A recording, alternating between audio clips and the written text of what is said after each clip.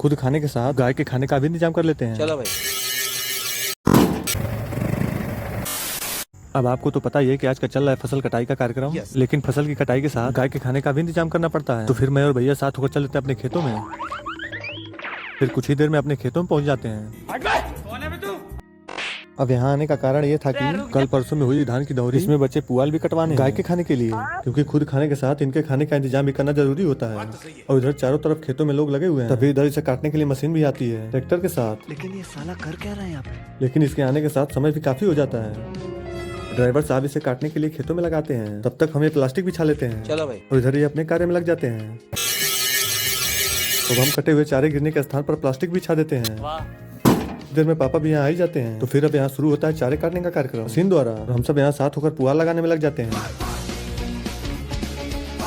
तो अब यहाँ कुछ ही देर में गाय के खाने के लिए चारा तो कट ही जाता है।